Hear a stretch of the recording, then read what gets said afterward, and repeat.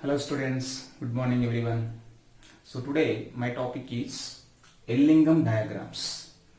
Ellingham diagrams, it is one of the important concept in metallurgy of class 12th. Okay, now today we are going to discuss that Ellingham diagrams. Let us start. What are Ellingham diagrams? Ellingham diagrams are nothing but these are the graphs which are drawn between delta G naught versus temperature. Delta G naught versus temperature. And those graphs we call it as what? Ellingham diagrams. Next one, what is the use of these Ellingham diagrams? These Ellingham diagrams are mainly useful in metallurgical process to extract the metals from their ores. That is the main use of these Ellingham diagrams. So in metallurgy, while they are extracting the metals from their ores, by following these Ellingham diagrams, they will select the best reducing agent and at what temperature they can decompose the metal oxide into metal. So those all they can identify. Okay. Next one. Generally, these are the graphs drawing between delta G naught versus temperature for the formation of the metal oxides from their metals. Okay, these are the graphs drawing between delta G naught versus temperature, drawing during the formation of metal oxides from the metals. So as we know, generally metals on oxidation will get metal oxides. So during the formation of the metal oxides from the metals, what is the change of delta G naught versus temperature? The change they will draw the plots, and those plots only we are calling as Ellingham diagrams. Next one. And if you see this Ellingham diagrams, here I have given a reference diagram. So in these diagrams, few of the plots are straight lines and a few are straight line, but at a particular temperature what happens? Sudden change in the slope of the plot. Let's see. Most of these plots are having positive slopes, except in few cases. See, most of these are plots, 1, 2, 3, 4. Most of these are positive slopes except this reaction. See, carbon to carbon monoxide. Why? Because those reactions where del Ng value was positive, del Ng value, change in number of moles is positive. Okay, what happened? The delta S value will increases. Because of increasing the delta S value, what happened? The delta G value is becoming more negative. In that case, only the slope will be negative slope. The remaining all cases, okay, delta G, that the slopes of the plots are positive only. Next one, most of these plots are straight lines, except in the case of phase transitions. See, this is a straight line, silver to silver oxide, mercury to mercury oxide, up to here straight line. There was a sudden change in the slope of the. So the point where there was a change in the slope, okay, that point indicates there was a change in phases, phase transitions. Phase transition means what? Conversion of matter from one state into another state. So here most of these plots are straight lines, except in the case of phase transitions, that is solid to liquid, liquid to gas. The temperature at which the phase transition takes place indicated by increasing the slopes. See here, sudden change, increasing the slopes. Okay, so this is how we draw the characteristic features of this Ellingham diagrams. Next, coming to what is the thermodynamics? Actually, these Ellingham diagrams are drawing based on thermodynamics only. Yes, what is the thermodynamics related to the metallurgy or for Ellingham diagrams? As we know, in thermodynamics we already discussed Gibbs-Halmers equation. What is that? Delta G naught is equal to delta H naught minus T delta S naught. We know that. So in that case, so based upon this equation only we are going to discuss, or we are going to identify why it is a positive slope or negative slope, like that. So for example, suppose if delta Ng value was 0. See this equation, carbon to carbon dioxide. Okay, so if you take the carbon to carbon dioxide, carbon solid, oxygen, C plus O2, so gives rise to CO2. Here I am writing C plus O2 gives rise to CO2. So in that case, carbon is a solid, O2 is a gas, CO2 is a gas. So what is the delta Ng value? Delta Ng value is nothing but the difference between the number of moles of gaseous products minus number of moles of gaseous reactants. How many moles of gaseous products? 1 mole. Gaseous reactants also 1 mole. 1 minus 1 is equal to 0. So in case of carbon to carbon dioxide, delta Ng value was 0. If delta Ng value was 0, then their delta S0 value also 0 according to entropies. Okay. If delta S0 value was 0, so this term becomes 0. That means the delta G0 value is independent on temperature. So delta G0 values keep on constant even by changing the temperature. That's the first case. Next one, suppose if delta Ng value was negative. So take this zinc to zinc oxide. So how you will write the zinc to zinc oxide? That is Zn plus half O2 gives rise to ZnO. ZnO is a solid. Oxygen, half of the oxygen is only the gas. So 0 minus half. So in case of metals to metal oxides, most of the cases delta Ng value was what? Negative. If delta Ng value was negative, automatically delta S0 value is also negative. Why? Because delta S0 is directly proportional to delta Ng. So if delta S0 value was negative, let us see what will happen. If this delta S0 value was negative, then by increasing the temperature, what happens? This negative term increases more negative. But negative into negative, positive. So it becomes what? Positive. But delta H0 value was negative value. As we know, metals on oxidation gives metal oxide. Most of these reactions are exothermic only. So in case of delta Ng value was negative, okay, delta G0 value is going to be less negative. So towards the less negative it will go. So that is why zinc to zinc oxide minus 600, minus 400, minus 200, 0 like this. It will keep on increasing towards lesser negative values. Clear? Next, third case. If delta Ng value was greater than 0, means positive.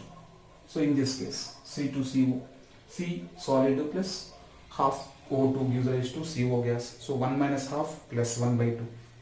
So in case of positive delta Ng value, delta S0 value is also positive. So it becomes minus into plus minus. So minus value. First term is negative, second term is also negative, so it will be more negative. So delta G0 value is more negative. That is where the slopes are keep on decreasing.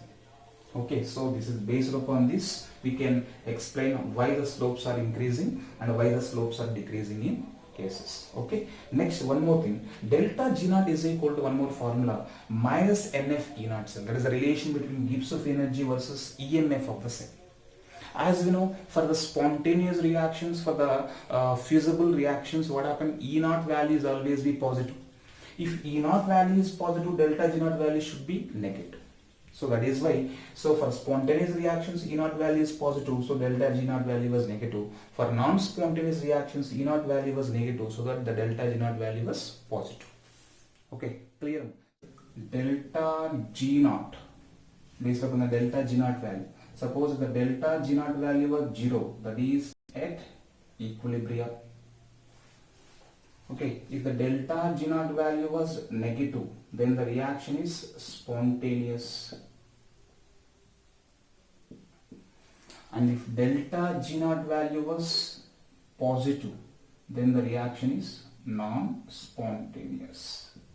So this is based upon the delta G0 values. That is already we know in thermodynamics we discussed that.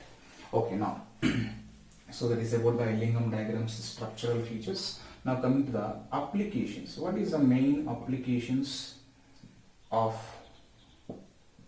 this Ellingham diagrams? So there was three main applications with these Ellingham diagrams. No? The first application is, what is the first application?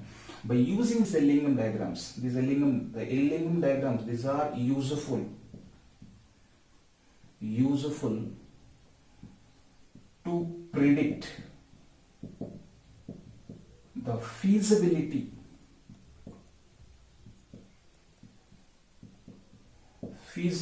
of a reaction at a temperature, at a particular temperature. Feasibility of the reaction, that is the main advantage of this. Useful to predict Feasibility means spontaneous, whether the reaction is taking place or not. So that we can check. How? Let us see. So for that, what I am doing, I am taking an equation and I am drawing a graph. Okay, for the reaction, metal gives rise to metal oxide. For this, I am taking this equation, and for this reaction I am drawing the Ellingham diagrams. And when we draw the Ellingham diagrams, so this is del G naught value is 0. And when we, for this reaction, when we draw the Ellingham diagrams, I am getting the graph like this. So this is at the temperature T1. Let us consider at this particular temperature delta G naught value becomes 0. So at this value delta G value was 0. Below this temperature delta G naught value was negative. So this part I am considering as A part, and this part I am considering as B part. In A part, what is the delta G naught value? Delta G naught value was negative. In B part, what is the delta G naught value? Positive. Okay, so from this, what we can say, in part A, conversion of metal to metal oxide, delta G naught value is negative, right? In the part A, conversion of metal to metal oxide, delta G naught value was negative. Negative means what? That is what? Spontaneous. Spontaneous or feasible. So in part A, conversion of metal to metal oxide is feasible. If metal to metal oxide is feasible, then the decomposition of metal oxide into metal. So for forward reaction, delta G naught value was negative. Then for backward reaction, what is that? Delta G naught value was positive. That means this is non-spontaneous. Non-spontaneous means not feasible. Understand? So in the part A, metal converts into metal oxide is feasible, but the decomposition of metal oxide to metal is not feasible. It cannot take place. We cannot decompose. So what is the conclusion from this? In part A, the metal oxide cannot decompose below temperature T1. Below the temperature T1, we cannot decompose the metal oxide into metals. Now coming to the part B. Now come to the part B. In part B, delta G value. So conversion of metal to metal oxide, del G naught value was positive.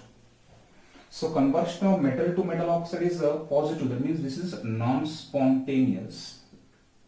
If forward reaction is non-spontaneous, then it's a backward reaction. That means the decomposition of metal oxide to metal, del G naught value was negative. That means this is a spontaneous reaction or feasible reaction. So the metal oxide can decompose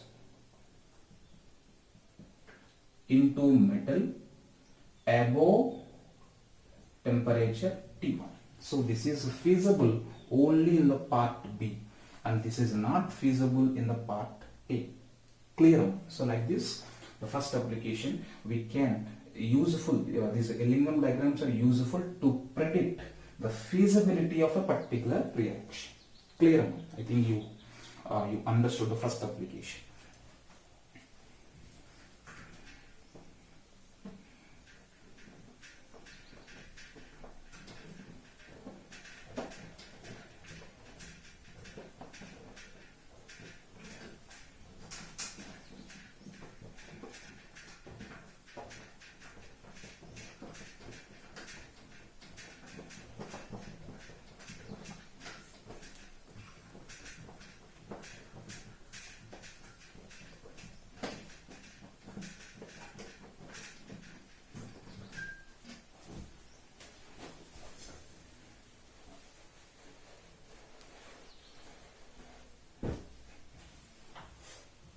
Then let us move to the second application. Yes, what is the second application of this Ellingham diagrams? By using these Ellingham diagrams, these are useful to determine the minimum decomposition temperatures. Temperatures of metal oxides. See, useful to determine the minimum decomposition temperatures. Minimum for decomposition of metal oxide into metal, what is the minimum temperature required? That we can determine. For that, we take a few examples. Del G naught versus temperature, and this is del G naught value was 0. This is silver to silver oxide, mercury to mercuric oxide,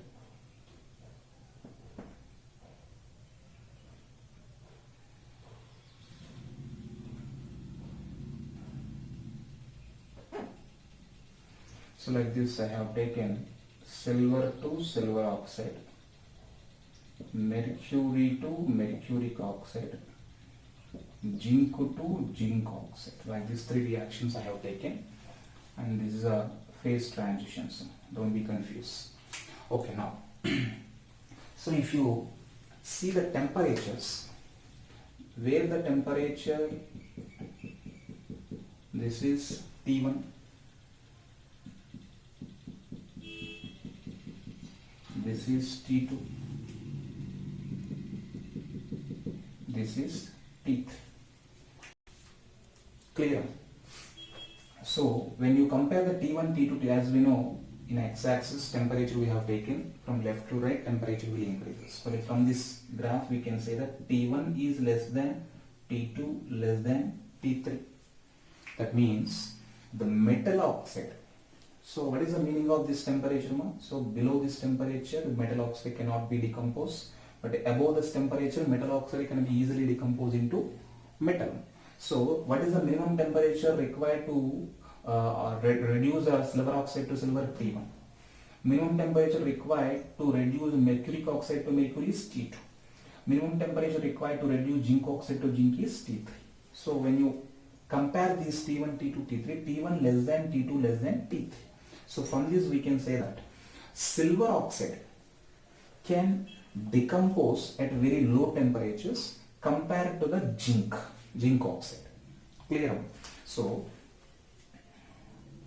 from this we can say that the less reactive metals like silver, mercury, the less reactive metals,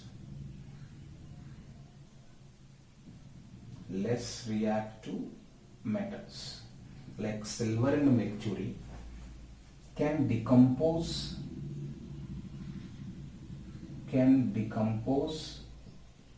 at low temperature only, because T1, T2 are lesser. At very low temperatures only they can be decomposed into their corresponding metals. So because of decomposition at very low temperature, so there was no need of external reducing agent. Simply by heating to very low temperatures we can reduce those metal oxides into metals. So no need of any external reducing agents for less reactive metal oxides. So simply by heating we can reduce. But coming to the highly reactive metals like zinc, aluminium, magnesium, okay, aluminium oxide, iron oxide, magnesium oxide, these all are what higher active metal oxides. So in case of high reactive metal oxides like alumina, Fe2O3, magnesium oxide, etc. In case of high reactive metal oxides, their decomposition temperatures are very high. So at very high temperatures only they decompose, but bringing the temperature to very high temperatures is very difficult. Okay, and also costlier. They need more fuel. Consumption of energy is very very high to bring the temperature to very high temperatures. So for in that case, because of need of very high temperature, in that case we need external reducing agent to reduce. So in case of lesser active metal oxides, no need of reducing agents because at very low temperatures only they can decompose. But in case of higher active metal oxides, okay, they can decompose at very very high temperatures, but getting the temperature to very high levels is very difficulty. That is why we are going to use external reducing agents. Lightning diagram is third application. By using Ellingham diagrams,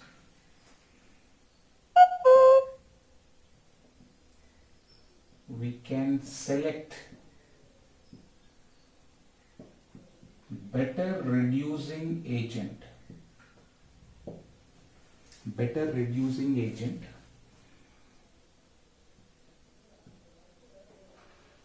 for the reduction of oxides. This is the main important application of Ellingham diagrams. By using Ellingham diagrams, we can select the better reducing agent, which can act as a better reducing agent for the decomposition of metal oxides. How can we select? Simply by following this trick you can. This is a rule in fact. The metal oxide, the oxide of a metal, the oxide of metal which is placed higher in the diagram can be reduced by the metal placed lower in the diagram. So once again, the oxide of a metal means the metal oxide which is placed higher can be reduced by the metal which is placed lower in the diagram at a particular temperature. At that particular temperature only we need to check. Okay, simply if you draw the graph del G naught versus temperature, if you draw the graph for alumina, this is the graph like this. Al gives rise to Al2O3. This is the graph for magnesium to magnesium oxide. So two reactions I have taken. At this point, the both reactions have been intersected, the point of intersection. Okay, now so this is approximately they both at around 1100 kelvins. Let us imagine 1100, it's not exactly 1100 kelvins. Okay, now if the temperature is below 1100 kelvins, so below the point of intersection, below this, which metal oxide is higher? So the graph, if you see, this is the oxide of, so which graph this is? This is the graph for alumina. So alumina can be reduced by magnesium.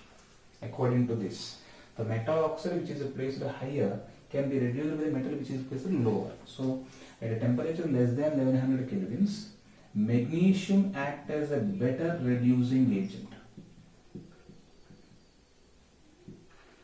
Okay, suppose the temperature is more than 1100 kelvins.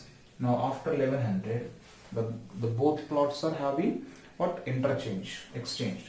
That means higher metal oxide is magnesium oxide is a higher metal oxide, aluminum is a lower metal. So that at a more than 1100 kelvins, aluminum acts as better reducing agent. Ellingham diagrams for reducing nature of carbon.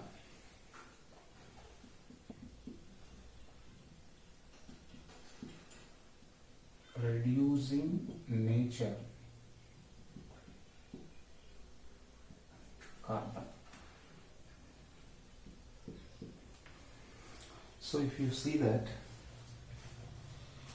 if the carbon acts as a reducing agent, it reduces the neighbor and itself undergoes oxidation. So when the carbon undergo complete oxidation, we get CO2. So carbon solid, O2 gas, CO2 gas. So where del Ng value is equal to 0, because 1 mole minus 1 mole of the reactants, 0. If del Ng value was 0, del S naught value was 0. Okay, if del S naught value was 0, then del G naught is equal to del H naught minus T delta S naught. If delta S 0, this term will become 0. So it means it is independent on temperature. So therefore, del G naught value is constant. When we draw the graph between del G naught versus temperature, del G naught value was constant. That is why del G naught, and this is 0. This is a graph which represents C converted into CO2 gas. Clear?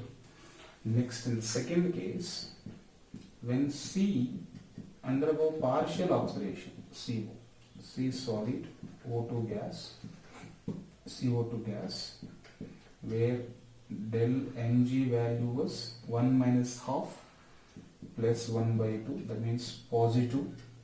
If del Ng value was positive, del S naught value is also positive. If you substitute the positive value here, positive into negative, negative. So by increasing the negative value will be what? Already del H value was negative. This is the negative value, this second term is also negative value. So the del G naught value will be, goes to more negative. So we should draw the graph which is nearer to more negative. This is like this. Why? Because minus 300, minus 600, minus 900, minus 1200. Like this, by going down, del G naught value becoming more negative. That is why we should draw the graph with a negative slope. So this is carbon converting into CO. Next, in the third case, CO gas, half O2 gas, gives rise to CO2 gas, where del Ng value is 1 minus 1.5, that means minus 1 by 2. That means this is a negative value. If del Ng value was negative, del S naught value is also negative. If del S naught value was negative, negative into negative, positive. The second term is going to be positive, but the first term was negative. So with this, the delta G naught value will be less negative, towards lesser negative. So like this. So this is CO gives rise to CO2. Clear? So like this we have done, and these three reactions are at equilibrium at 983 kelvins. 983 kelvins. That means if the temperature is less than 983 kelvins, which is the better reducing agent, carbon or carbon monoxide? That is the question.